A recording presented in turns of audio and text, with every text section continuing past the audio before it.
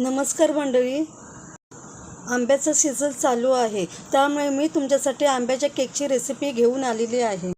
Mango milk cake रेसिपीसाठी अर्धा litre दूध घेतलेलं आहे. पहिल्यांदा आपण दूध तापवून घेऊया. दुधाला उकळी येईपर्यंत आपण आंब्याचं काम सुरू करूया. एक आंबा घेतलेला आहे आणि मिक्सरमधून त्याचं पल्प तयार करून घेतलेला आहे. पल्प तयार करताना दुधाचा वापर केलेला नाही आहे. दुधाला उकळी आल्यावर उकळत्या दुधामध्ये आंब्याचा पल्प ॲड करायचा आहे. आंब्याचा पल्प दुधामध्ये मिसळल्यावर त्या पल्पच्या गाठी तयार होतात, म्हणून मिक्सरच्या मदतीने त्या पल्पच्या गाठी दुधामध्ये एकजीव करून घ्यायच्या आहेत. दूध आता थोडंफार प्रमाणात आटलेलं आहे. आंब्यामुळे दूध फाटतं आणि दुधाला दाणेदार टेक्स्चर येतं. हेच टेक्स्चर आपल्याला हवं आहे. दुधाला दाणेदार टेक्स्चर आलं की आता आपण दुधामध्ये 5 चमचे साखर मिसळूया आणि दूध एकजीव करून घेऊया. मिश्रण आता बऱ्यापैकी सुकलेलं आहे. ह्याच स्टेपवरती 4 चमचे मिल्क पावडर टप्प्याटप्प्याने आपल्याला घालायचे आहे आणि सगळं मिश्रण आपल्याला एकजीव करून घ्यायचं आहे.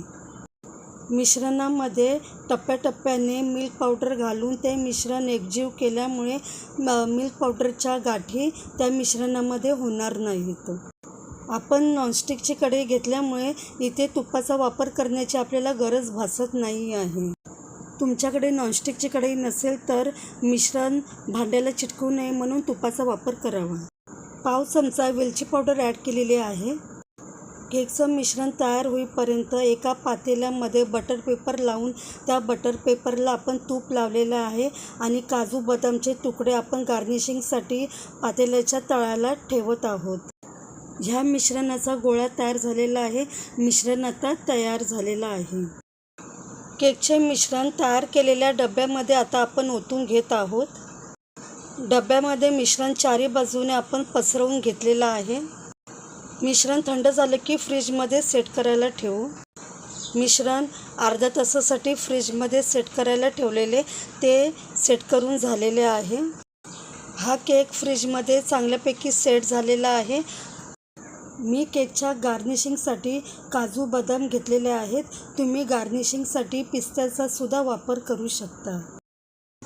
हा मँगो मिल्क केक असल्यामुळे केकसारखेच याचे आपण तुकडे करणार आहोत. मंडळी, तुम्हाला माझी ही केकची रेसिपी आवडली का? आवडली तर चॅनलला सबस्क्राईब करा. वेगळ्या रूपातला चविष्ट मँगो केक तयार झालेला आहे. खूप सुंदर दिसतोय.